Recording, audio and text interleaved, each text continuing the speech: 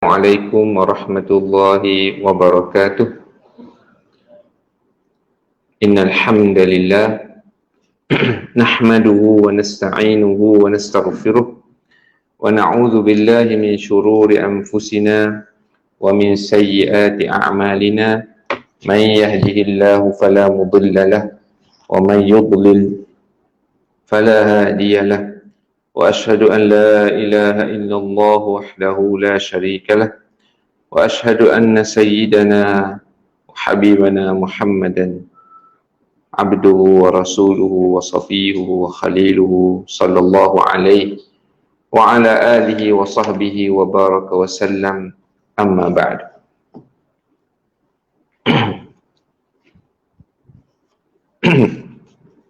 Rabbi shrah li sadri wa yassir li amri wahlul 'uqdatam min lisani yafqahu qawli. Allahumma la sahla illa ma ja'altahu sahla wa anta taj'alul husna idza syi'ta sahla. Terima kasih kepada pengurusi majlis yang dikasihi Imam, Tuan Imam pada hari ini, jawatan kuasa surau, khususnya hadirin hadirat yang dikasihi Allah sekalian. Alhamdulillah, segala puji bagi Allah Subhanahu Wa Taala kerana dengan limpah kurnianya dapat kita bertemu lagi pada malam ini untuk meneruskan pengajian kita hadis 40, kitab yang diberkati Allah Subhanahu Wa Taala. Dan insyaAllah pada malam ini kita akan teruskan dengan hadis yang ke-6, insyaAllah. Hadis ke-6. Okey. Saya bacakan dulu teks hadis ini. An Abi Abdillah, qala al-Imam an-Nawawi rahimahullah, an Abi Abdillah Nu'man bin Bashir radhiyallahu anhuma qala سمعت رسول الله صلى الله عليه وسلم يقول إن الحلال بين وإن الحرام بين وبينهما أمور مشتبهات لا يعلمهن كثير من الناس فمن اتقى الشبهات فقد استبرأ لدينه وعرضه ومن وقع في الشبهات وقع في الحرام كالراعي يرعى حول الحمى يوشك أن يرتع فيه ألا وإن لكل ملك حمى ألا وإن حمى الله محارمه ألا وإن في الجسد مضغة إذا صلحت صلح الجسد كله وإذا فسدت فسد الجسد كله ألا وهي القلب. رواه Bukhari wa Muslim. Daripada Abu Abdullah An-Nu'man ibn Bashir, An-Nu'man ibn Bashir radhiyallahu anhuma, katanya, aku mendengar Rasulullah sallallahu alaihi wasallam sabda, Innal halala bayyinun, sesungguhnya yang halal itu jelas, nyata. Wa innal harama bayyinun, dan yang haram itu juga jelas, nyata. Wa bainahuma umurun mushtabihat, dan di antara keduanya terdapat perkara-perkara yang samar-samar, ataupun di sini syubhat. Mushtabihat, syubhat, kataan yang sama. La ya'lamuhunna katsirun minan nas, tidak diketahui oleh sebahagian besar manusia. Faman ittaqa syubhat, maka sesiapa yang menjauhi perkara syubhat tadi, faqad istabra'a li dinihi wa 'irdihi, maka sesungguhnya dia telah menyelamatkan agamanya dan kehormatannya. Wa man waqa'a fi syubhat, dan sesiapa yang terjerumus terjerumus ke dalam perkara syubhat ataupun melakukan perkara syubhat, waqa'a fil haram, dia akan terjatuh ke dalam perkara yang diharamkan.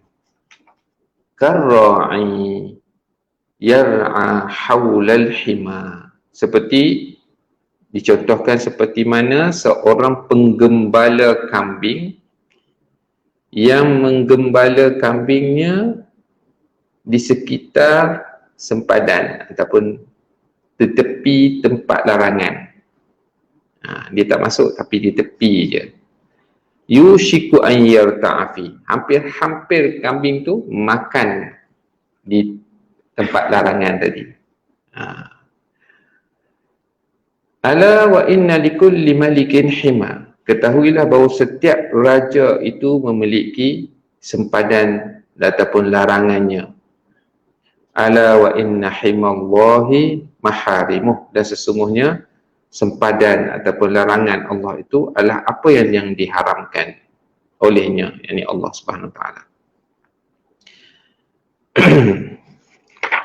Ala wa inna fil jasadi mudghah, ketahuilah sesungguhnya dalam jasad itu ada segumpal daging.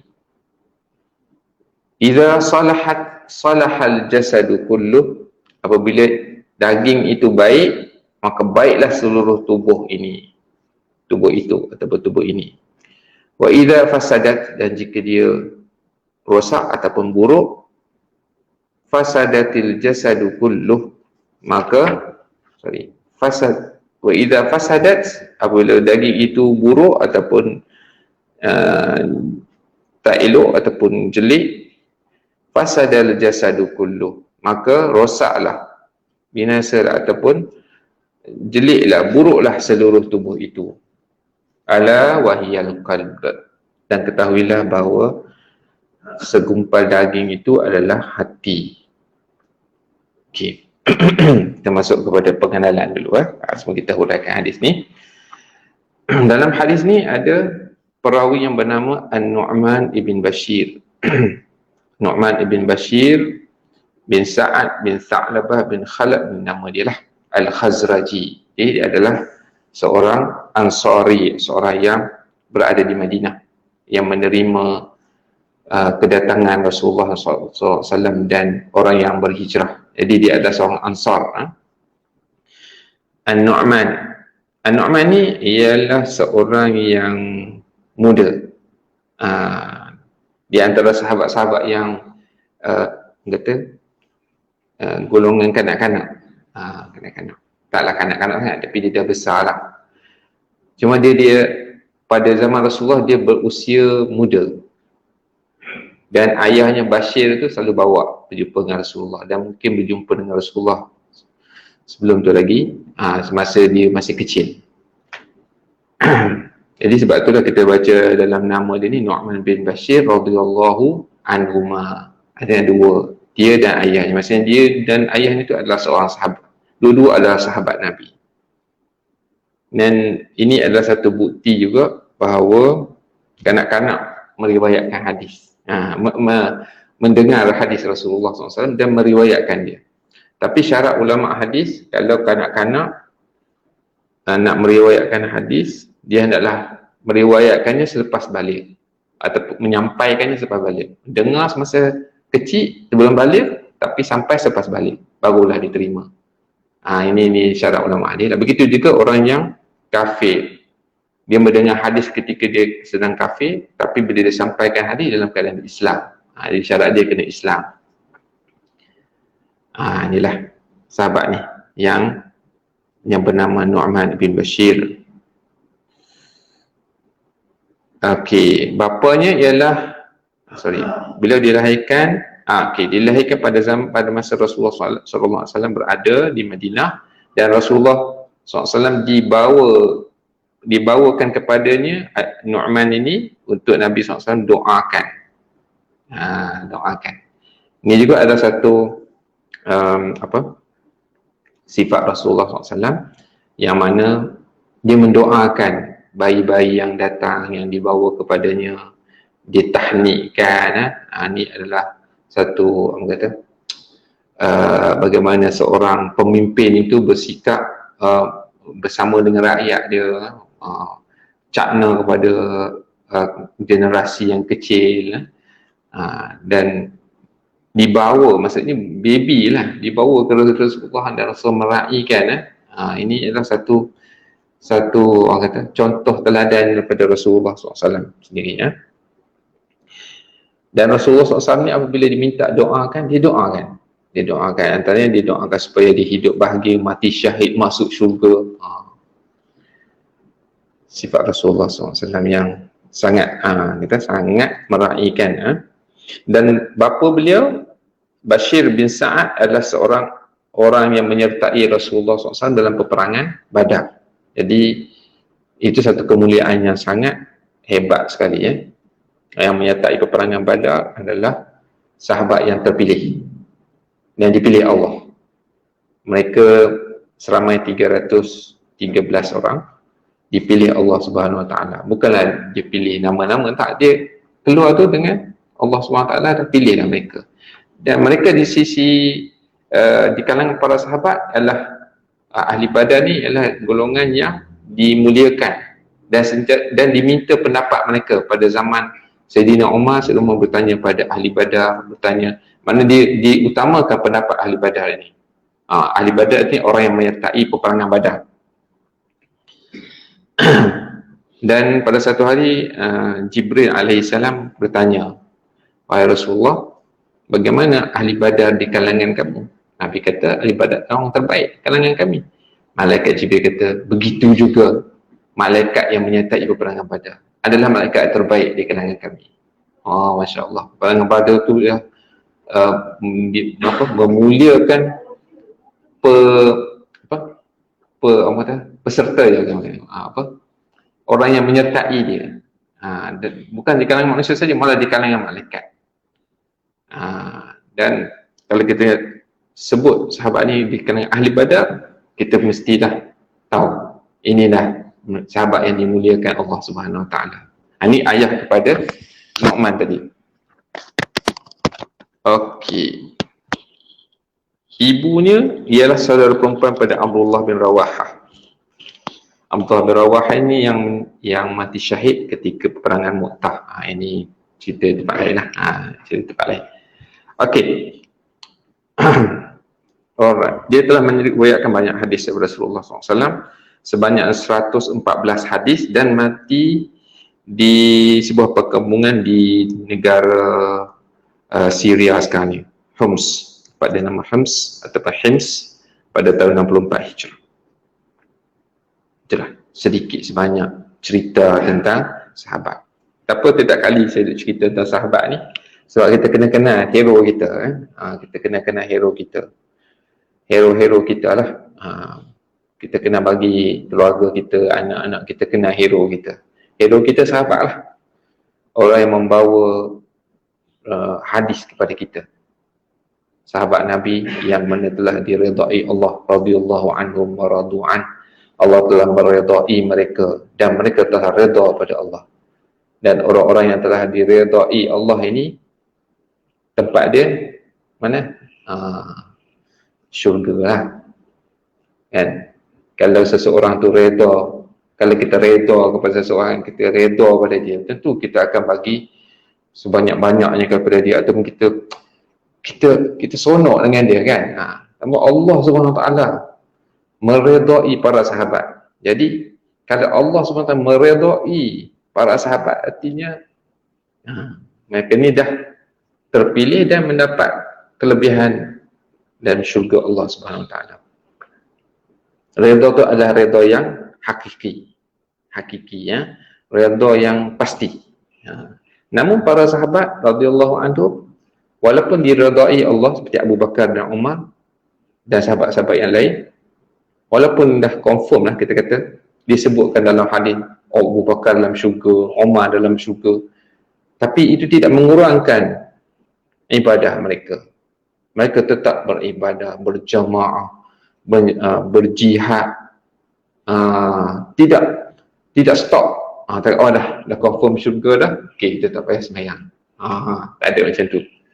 Ada orang dah janji syurga kan, ada seorang Nabi Melayu tu kan. Dia janji, pengikut dia tu begitu tak janji syurga lah. Kau tak payah sembahyang dah sampai ke martabat dia. Itu salah lah, sebab sahabat Nabi yang dijamin syurga pun masih tetap solat berjamaah, berjihad, mengorbankan hartanya sehinggalah ketitisan darah terakhir, sehinggalah dia sama ada mati syahid ataupun meninggal. Terus-terusan berjuang, terus-terusan berjuang tanpa henti, menyampaikan risalah Islam, membuka negara-negara baru, menyampaikan Islam ke pelosok dunia dan tanpa henti, sehingga salah satu contohnya ialah sahabat ni yang meninggal di negara yang bukan Mekah dan Madinah. Itu di negara Syria sekarang ni, ataupun di Jordan, wallahu alam, Hims ni. Dia bukan meninggal di Mekah dan Madinah saja, dia meninggal di terluar daripada Mekah dan Madinah. Inilah perjuangan. Okey, sikit sejuk. Dah ada nak kontrol dulu sikit.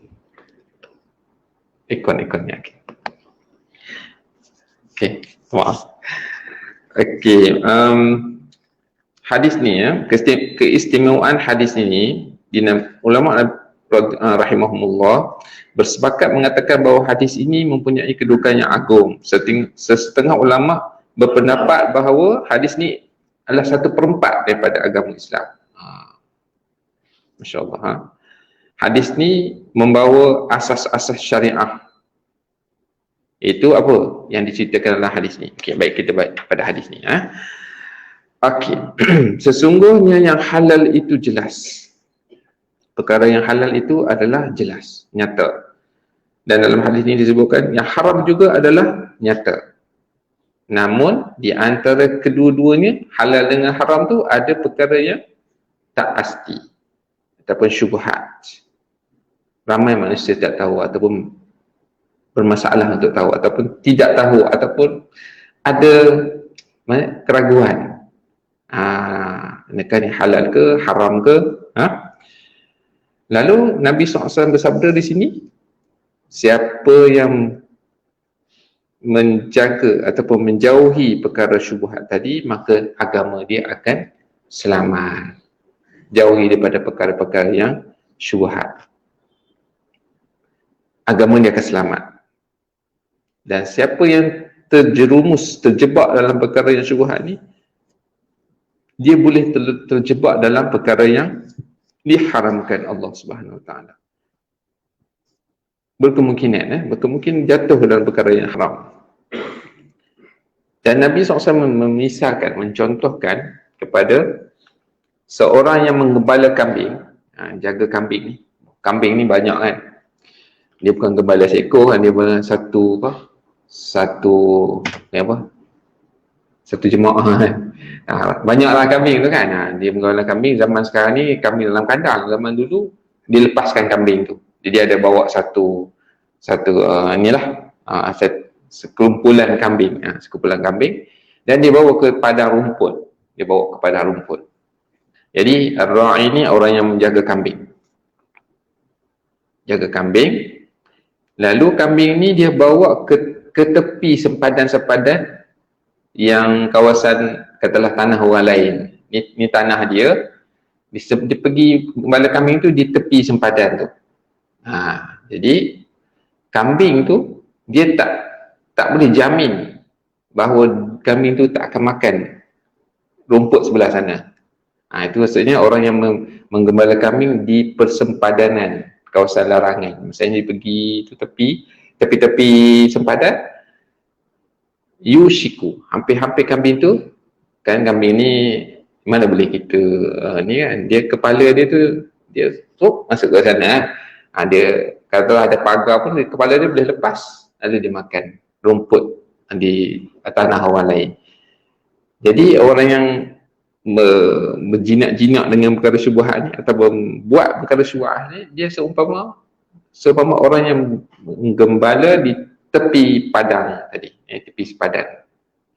maka boleh jadi kambing itu makan perkara yang rumput yang bukan rumput dia, tempat orang lain, lalu jadi haram lah. Kambing itu makan benda haram lah. Gitulah contoh yang diberi oleh Nabi SAW. Kenapa Nabi beri contoh kambing? Sebab orang Arab selesa lah dengan kambing. Contoh-contoh yang pada zaman tu lah. Kita zaman sekarang ni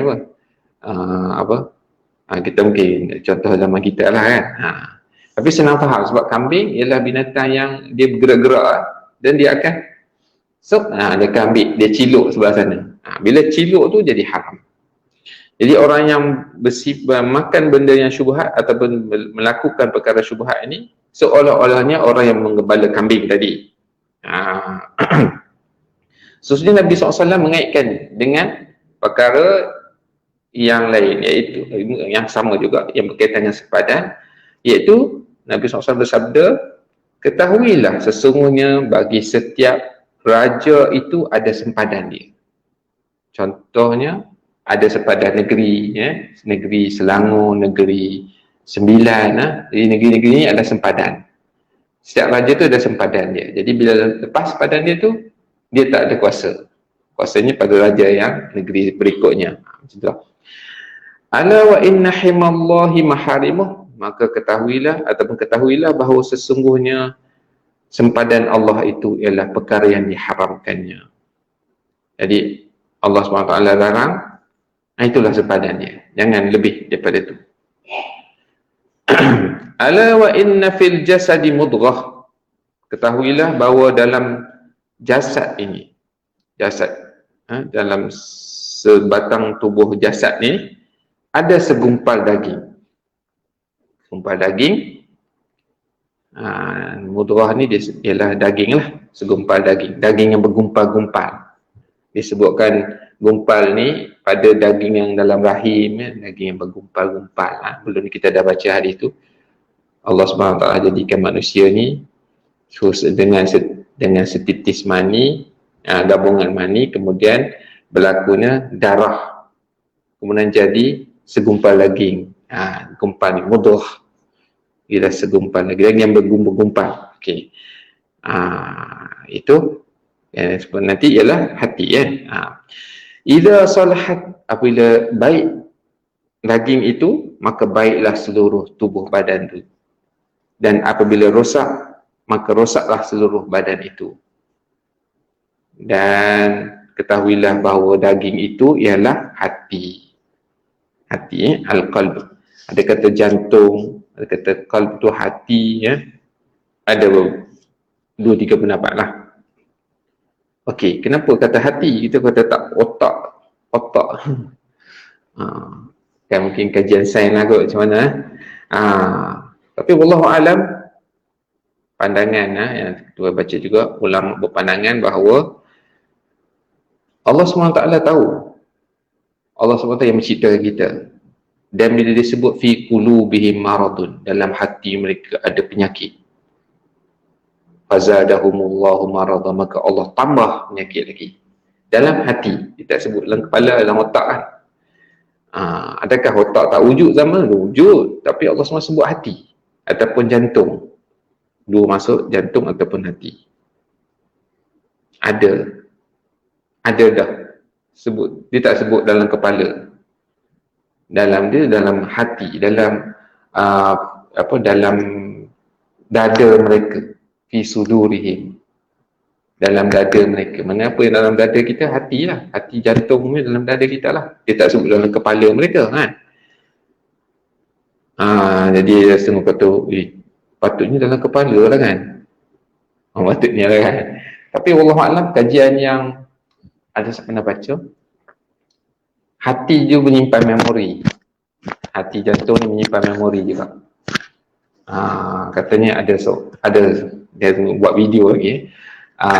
Ada seorang tu, dia ibu tu dia meninggal. Anak dia survive lah. Dia mengandung dan dia melahirkan anak. Dan dia bila melahirkan anak dia meninggal. Ibunya meninggal terbalik. Ibu dia meninggal. Tapi sebelum dia meninggal tu, dia dah dermakan jantung dia. jantung dia tu. Jadi jantung dia tu diterima oleh seorang lelaki. Lelaki tu transplant lah, buka jantung lah. Sesuai lah dengan lelaki tu kan. Jadi bubuh jantung tu. Okey lah. Okey lah lelaki tu okey dah. Okey semua. Baby tu, budak kecil tu, bayi tu dibawa kepada lelaki tu. Dan bila dipegang bayi tu tenang dia, macam duduk dengan mak dia. So dia rasa mak dia dekat dengan memori tu ada kat jantung. Allahu'alam. Ni satu proof lah bahawa jantung juga ada memori. Ada ya. Mungkin kena buat kajian lagi lah macam mana. Lepas tu ada satu lagi cerita. Seorang penjenayah dipenjarakan kerana dia telah membunuh isteri dia. Jenayah lah ni di negara barat. Dia bunuh isteri dia dan dia buat dia dipenjarakan. Sebelum dia dihukum mati, dia dermakan jantung dia. Dia dermakan jantung dia. Dan jantung ni dapat kepada seorang doktor. Doktor dapat jantung penjenayah tadi. Kemudian doktor tu jadi dia membunuh isteri dia juga. Maksudnya dia dapat the same memory. Dia jadi jahat dan dia bunuh isteri dia. Di situ wallahualam jantung ni adalah sesuatu yang Allah sebut ni benarlah. Kajian masa dulu tak dapat lagi. Zaman sekarang kita dengan kajian terkini kita dapat membuktikan bahawa ada sesuatu. Jadi benarlah Allah sebut fi qulubihim maradun, dalam hati jantung mereka tu ada penyakit. Ada ni. Baik hati, baiklah. Baik jantung, baiklah kita. Baiklah. Allahu'alam. Cakap banyak tentang sains nanti ni orang sains kena ni lah kan. Okay. Kita bidang kita sebut yang dalam hadis ya. Yang dalam hadis ni sebut qulub ataupun wahiyal qalb, iaitu jantung, hati. Jantung ke hati ke? Ialah dua-dua dipanggil qalb. Tapi qalb ni lebih pada hati. Lebih pada jantung, sebab hati ni dinamakan sebagai kabid dalam bahasa Arab, kabid. Ni pada jantung lah. So jantung ni ada something, ada memori dia. Baik ke buruk ke, akan menyebabkan baik dan buruklah badan kita. Wallahu'alam. Itulah sekadar apa yang dalam hadis ni ya. Apa yang kita dapat belajar dalam hadis ni? Yang pertama, perkara yang dinyatakan Allah sebagai halal, maka ia halal. Perkara yang dinaskan Allah sebagai haram, maka ia haram. Begitu juga apa yang dinyatakan dalam dalil oleh Rasulnya juga adalah sama ada halal ataupun haram. Dua itu adalah jelas. Contohnya Allah mengharamkan zina. Jelas kan? Tak ada masalah. Allah mengharamkan arak. Okey, masalah. Rasulullah SAW mengharamkan kita bertatu. Dalam hadis tersebut, larangan bertatu. Tatu itulah yang masukkan dakwat-dakwat tu kan. Itu haram tu. Orang yang buat haram, orang yang minta pun haram. Dua-dua haram. Yang buat kali-kali itulah. Yang tampal tu lain lah. Yang lampal tu tak ada masalah kan. Yang ni lukis-lukis dengan tangan tu tak. Inai tak ada masalah. Itu adalah warna-warna di luar. Dia tidak menjejaskan. Tapi tatu ni dia di dalam. Dia masuk dalam kulit. Hukumnya haram. Yang buat haram, yang minta pun haram. Tapi kalau yang dah lepas, itu yang dah bertaubat, itu kita yang bertaubat lah kan. Tapi nak buat haram. Jadi dalam hadis dinyatakan haram melakukan tatu tadi. Begitu juga dalam hadis dinyatakan perkara yang halal. Jadi halal lah, jelas. Okey. Tapi ada yang tak dinyatakan dalam Quran dan hadis. Macam mana? Apa yang tak dinyatakan secara jelas. Di sini ada perbezaan pendapat di kalangan ulama, dan ulama kita merujuk kepada pandangan ulama rahmatullahi alaihim dan melihat dari mana, dari sudut mana, dan ulama memberikan hujah-hujah dia, halal ke haram ke, perbincangan ulama. Okey, namun bagi setengah orang yang nak bersifat warak, dia tinggalkan benda-benda yang walaupun perkaranya tu perkara harus dia tinggalkan, itu perkara orang warak. Tapi orang biasa dia mendapatkan maklumat tu daripada para ulama yang menjelaskan adakah hukumnya halal ataupun haram. Adakah perkara itu tak pasti. Kalau tak pasti, eloklah dia tinggalkan, janganlah dia buat, sebab takut terjerumus dalam perkara yang diharamkan. Okey. Ada pandangan Ibnu Hajar Al-Asqalani sini, saya sebutlah beberapa pandangan. Syubhah ni ada 4 penafsiran. Satu, dia kata ada perbezaan ulama yang berasaskan dalil yang berbeza-beza. Ada dalil kata boleh, ada dalil kata tak boleh. Macam mana boleh jadi berbeza? Boleh jadilah.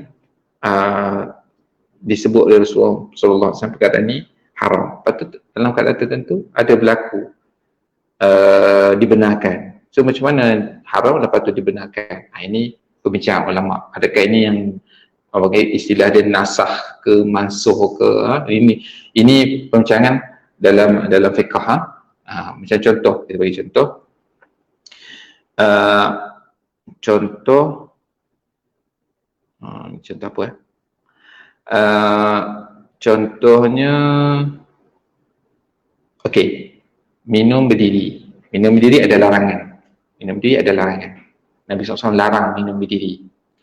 Okey, kemudian para sahabat nampak Rasulullah minum berdiri. Macam mana itu?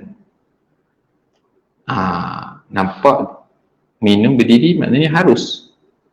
Tapi yang ni larangan. Macam mana nak gabungkan? Ada yang kata minum duduk ni ialah perkara sunat, ataupun diperintahkan sebagai sunat, dan Rasulullah SAW minum berdiri itu adalah menandakan sebagai harus. Jadi dia tak sampai wajib. Jadi macam ulama ada setengah ulama kata Rasulullah SAW minum duduk, minum biasa. Bila berdiri itu sebab tak ada tempat nak duduk, jadi terpaksa berdiri. Ada setengah lagi kata, sebagai ulama yang kata minum duduk adalah perintah yang wajib kita buat, tapi minum berdiri ni khas untuk minum air zam-zam pula. Jadi itu bincangan lah. Jadi kalau kita tak pasti tu, kita elakkan, kita duduk minum. Okey. Dan kalau di tempat tu semua orang memang tak boleh lah. Kita dah kampung ni, siapa minum diri tu, Allah, teruk lah kan. Elakkan daripada berlaku sebarang sangka-sangka buruk ni, kita duduk lah. Kita pergi sekolah pasti kan ajar minum duduk kan. So janganlah kita sebagai orang yang tahu dalil ni, minum diri, ayah tu, pakcik tu minum diri, ustaz tu minum diri, jadi dia jadi fitnah pula kan. Jadi duduklah supaya mengelakkan sebarang, walaupun benda tu boleh, tapi dia pada tempat yang tak sesuai, kita elakkan daripada buat. Okey, dia katakan dalil yang bertentangan. Contoh saya bawa dalil yang bertentangan. Okey, setengah juga kata syubhat ini membawa erti makruh, dia kata. Sebab makruh ditinggalkan. Ada juga yang bermaksud perkara yang harus. Jadi ini perbezaan di kalangan ulama. Okey. Tu dia. Okey ke ni? Kau confused ke? Macam-macam pendapat tapi ulama rahimahullah menjelaskan, kita membaca pandangan mereka dan kita cuba mendapatkan petunjuk daripada pembacaan kita ni. Sebaik-baiknya kita elakkan perkara yang meragukan. Sebaik-baiknya kita elakkan. Kalau tak pasti, kita tinggalkan. Dan jika kita buat, kita dikhawatiri, kita terjerumus dalam perkara yang diharamkan Allah Subhanahu Wa Taala. Gitulah. Ada isyarat belum? Ya. Okey. Sebab berlakunya kekeliruan atau persyubhat ni, dikatakan ada beberapa sebab lah. Antaranya sebab kurangnya ilmu pengetahuan, kurangnya belajar.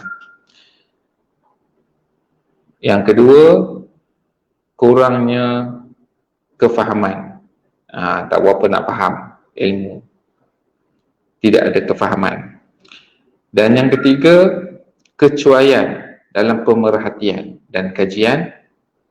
Dan boleh jadi yang keempat, ada niat yang buruk, tujuan yang buruk. Okey. Ini antara sebab terjadinya kekeliruan dan syubhat tadi. Okey. Dan sifat orang yang meninggalkan ni, yang tadi saya sebut sebagai wara', ialah meninggalkan perkara syubhat ni. Malah wara' ni sampai satu tahap, perkara harus pun dia tak buat. Dikurangkan. Dia tak nak berlebih-lebihan dalam perkara harus. Dia, sifat wara' ni adalah sifat yang menjaga, takut terjerumus, takut terbuat. Dia mengelakkan perkara tu daripada langsung ataupun kurangkan daripada berlaku. Ini antara sifat-sifat orang wara' lah. Dan petanda takwa tu ialah dia meninggalkan perkara yang harus sebab khawatir terjerumus dalam perkara yang haram, ataupun mengurangkan perkara yang harus, takut terjerumus pada perkara yang haram. Antara contoh yang boleh saya bagilah kat sini, contohnya bergurau senda, kan, bergurau senda, ketawa, ada benda yang harus boleh buat. Tapi setengah orang dia kurang sikit bergurau senda. Dia takut sebab gurau senda ni harus, tapi sampai kita menghina orang lain, mengeji orang lain tanpa sedar, atau menjatuhkan maruah orang lain, dia jadi haram. Atau bergurau perkara yang nipu, mengenakan orang. Sekarang ni orang suka buat macam tu, buat pranking kan. Suka pranking ni, tipu lah, batu untuk terkejut lah. Benda tu sebenarnya haram tu, haram. Mengenakan orang, menipu, mengenakan orang, boleh jadi orang tu sakit kan, mati juga kan, sebab gurauan dia tu dia menjadi haram. Memang haram lah. Gurau tak ada masalah, kita gurau biasa-biasa, tak ada masalah. Cakap benda yang ada menggembirakan, itu adalah fitrah manusia. Tapi sampai berlebih-lebihan jadi haram. Okey, orang yang wara' ni dia gurau pun dia kurangkan sikit. Dia tak bergurau melainkan perkara yang sikit-sikit je. Sikit-sikit je dia gurau. Jadi dia mengelakkan pada gurau yang walaupun boleh, tapi dia kurangkan. Okay. Kalau asyik bergurau je, tak apa, tak ada masalah. Tapi bila terlalu banyak, takut dia membawa kepada perkara yang haram. Macam tadilah, mengenakan orang, mencitu keaiban orang, mendedahkan keaiban orang. Dah jadi haram kan. Lepas tu pula mengumpat orang lain pula, dah daripada satu dosa dia tambah dua, lepas tu multiply pula, tambah dua, darab dua kan. Betul? Sebanyak mana orang mendengar kan, jenuh nak minta maaf nanti. Jadi elakkanlah, kurangkanlah sikit, melainkan pada perkara yang harus dan benar. Contoh Nabi SAW bergurau, ada Nabi SAW bergurau, Nabi SAW mengatakan apa, ada seorang lelaki itu datang ada seorang perempuan itu datang, dan Nabi SAW bersabda, bertanya, menyebutkan bahawa tentang suami perempuan tu lah. Dia kata, suami kamu ke yang ada putih kat mata tu? Lelaki, isteri dia pun jajak, dia pun balik tengok suami dia, ada tak putih kat mata? Lepas tu dia tengok, suami dia kata, kenapa pula ni? Dia kata, Rasulullah kata kamu ada putih kat mata. Dia lah, putih memang ada. Semua ada putih ni. Jadi itu gurauan-gurauan Rasulullah SAW. Okey, kita bagi ruang pada azan. Okay.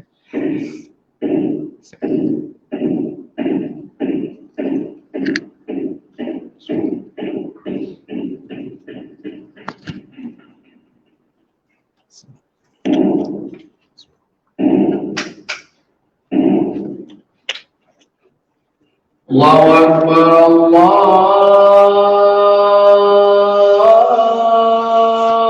Akbar,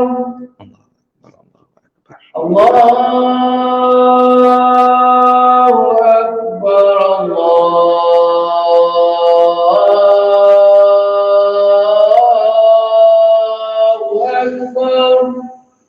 Allahu Akbar. Asyhadu an la ilaha illallah.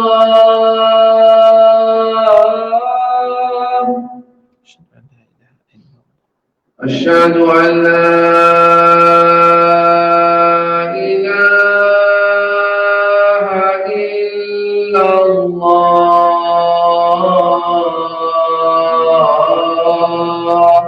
Asyhadu an la ilaha illallah.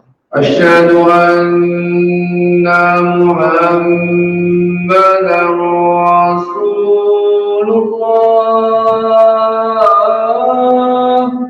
Asyhadu anna Muhammadar Rasulullah. Asyhadu anna Muhammadar Rasulullah.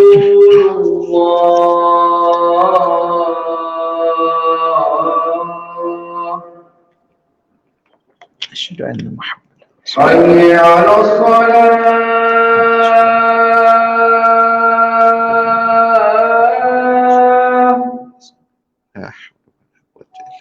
Hayya 'alas salat.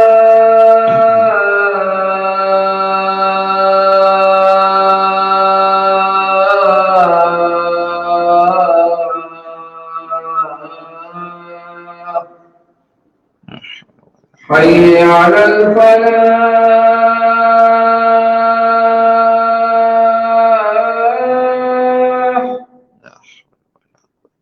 Hayya 'alal falah.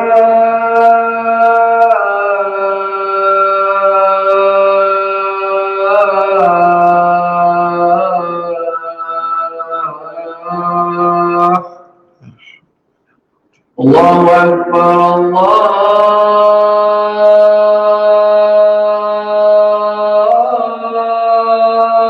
Allahu Akbar. Allahu Akbar. La ilaha illallah.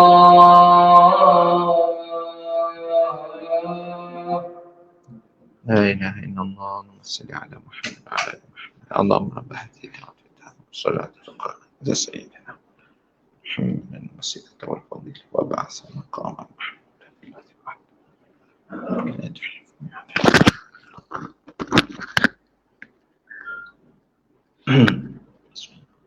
رضينا بالله ربا بالإسلام دينا ومحمد صلى الله عليه وسلم.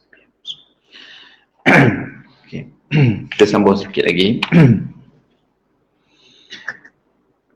Okey. Perkara yang harus yang juga boleh membawa juga kepada yang haram jika berlebih-lebihan. Contohnya ialah makan dan minum lah. Makan dan minum ni adalah perkara harus. Kita boleh makan, kita boleh minum apa yang halal lah kita makan. Setengah orang yang warak ni dia meninggalkan makanan yang berlebihan, takut terjerumus pada perkara yang haram. Bukan maksudnya kita tak boleh makan dah, tak. Dia makan tapi makan sekadar yang sesuai dengan keperluan dia. So dia, yalah musim raya-raya ni kan, makan berlebihan. Kita kontrol lah, kita kontrol. Sebab makanan berlebihan pun tak bagus juga untuk badan kita kan. Kita nak beribadah jadi berat. Makan yang boleh menyebabkan penyakit-penyakit. Benda yang halal tapi berlebihan boleh menyebabkan penyakit. Justru kita makanan yang halal pun kita kurangkan supaya tidak mengganggu ibadat kita dan supaya tak terjumus pada perkara yang haram. Dan ini yang haram memang tak makan lah, tapi yang halal pun kita kurangkan sedikit. Okay, supaya tidak membazir, tidak berlebihan, menyebabkan penyakit dan sebagainya.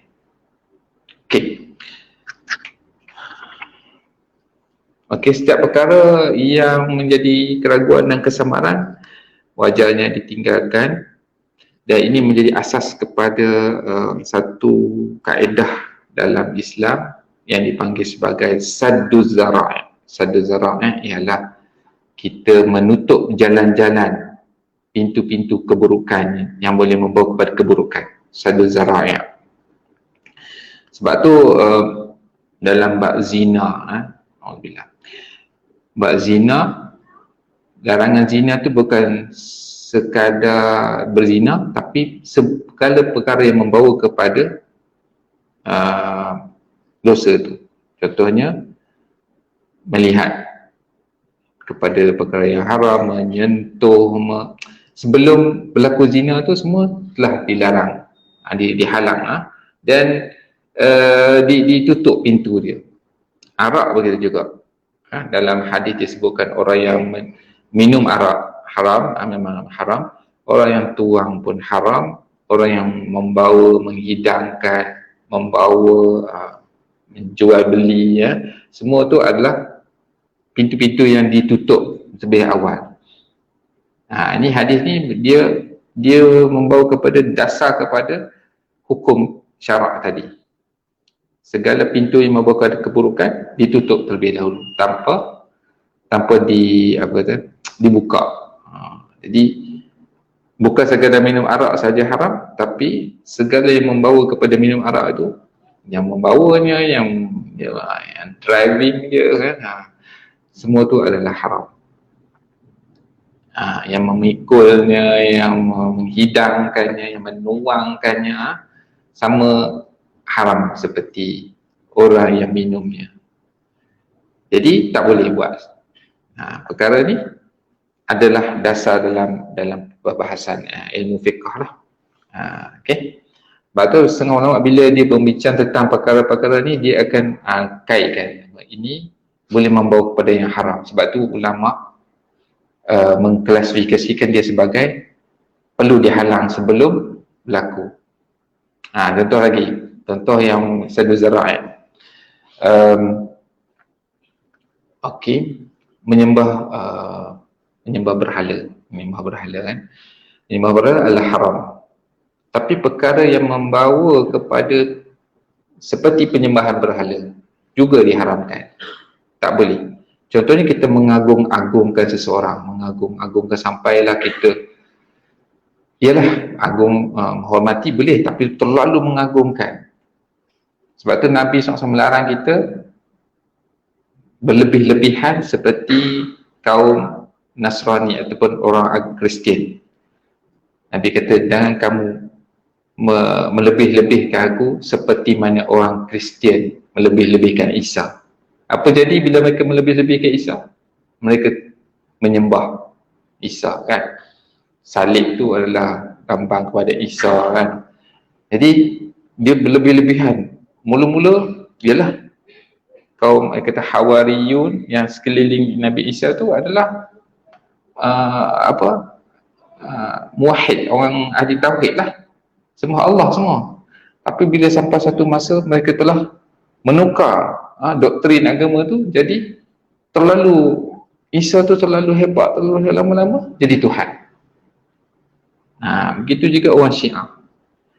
Syiah mula-mula Ali adalah seorang pemimpin biasa, pemimpin pejuang mereka, orang yang mereka membawa bendera penyokong lah. Tetapi akhirnya Sayyidina Ali dianggap sebagai dia yang sepatutnya dapat wahyu, bukan Nabi. Patutnya wahyu turun kat Sayyidina Ali pula. Akhirnya ada juga yang mentuhankan, menjadikan Sayyidina Ali itu sebagai Tuhan. di kalangan orang Syiah. Sampai akhirnya berlaku pada zaman Sayyidina Ali, dan Sayyidina Ali membakar mereka, menghukum dengan membakar. Tapi itulah syaitan, dia kata mereka jadi semakin, dia kata tidak membakar dengan azab api melainkan Tuhan api. Mereka lagi kuat beribadah menuhankan Sayyidina Ali. Jadi perkara ni, jadi Nabi larang pada asasnya jangan terlalu mendewa-dewakan seseorang, mengangkat seseorang melebihi hak yang dibenarkan. Setakat memuji, okey, tapi bila terlalu sampai akhirnya kita terus menjadi salah lah. Menjadi salah dan mungkin membawa pada penyembahan. Patung-patung yang dia buat tu, patung-patung berhala tu, asasnya ialah orang-orang yang soleh. Macam kaum Nabi Nuh yang menyembah patung berhala, mula-mula bukan patung tu yang disembah, mereka membuat sesuatu untuk mengingatkan orang-orang soleh di kalangan mereka. Buatlah. Tapi generasi yang selepas itu diperdaya oleh syaitan untuk menyembah patung. Maka Nabi Nuh diutuskan untuk menyembah Allah, mentauhidkan Allah, la ilaha illallah, sembah Allah semata-mata. Ini peristiwa-peristiwa yang sejarah ni kita belajar bahawa asasnya sesuatu boleh dirosakkan dengan berlakunya macam tadi, berlebih-lebihan dan dihalang daripada awal lagi. So kalau kita nak puji, kita berselawat pada Rasulullah SAW, kita menghormati Rasulullah, kita berdoakan pada Rasulullah, berdoakan pada kaum kerabatnya, tapi jangan sampai akhirnya berlaku kita percaya, kita percaya bahawa something yang salah lah, meminta dengan Rasulullah di dunia. Sedangkan tu tak boleh, kita minta dengan Allah semata-mata. Rasulullah SAW ketika hidupnya, ya, tapi selepas wafatnya kita minta dengan Allah. Kita minta dengan Allah semata-mata. Itu asas akidah kita. Kita kena betul. Jangan betul. Kemudian tengok kalau kita lihat daripada rentetan itu, orang meminta di kubur wali. Dia ada kan? Ada kan? Dalam masyarakat kita, dia pergi ke kubur seseorang, dia minta dekat situ. Saya minta dengan Allah SWT. Kenapa nak minta dengan orang yang meninggal kan? Dia bermula daripada tadi, mengagungkan. Akhirnya dia kata dia boleh mendengar. Okey, tak apa, memang ayat dalam kubur mendengar, tapi mendengar kita berdoa pada dia sampai pada Allah.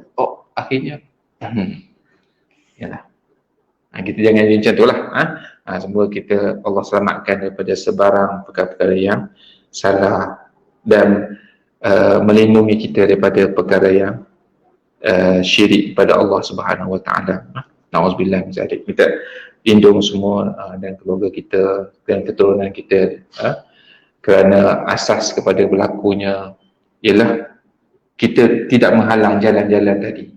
Justru yang sebut tadi ialah Islam, dia ada asas dia untuk menghalang daripada berlakunya dosa itu tersendiri. Okey. Kita sudah ingin doa. Bismillahirrahmanirrahim. Alhamdulillahirrabbilalamin. Wassalatu wassalamu ala asyrafil anbiya'i wal mursalin wa ala alihi wa sahbihi ajma'in.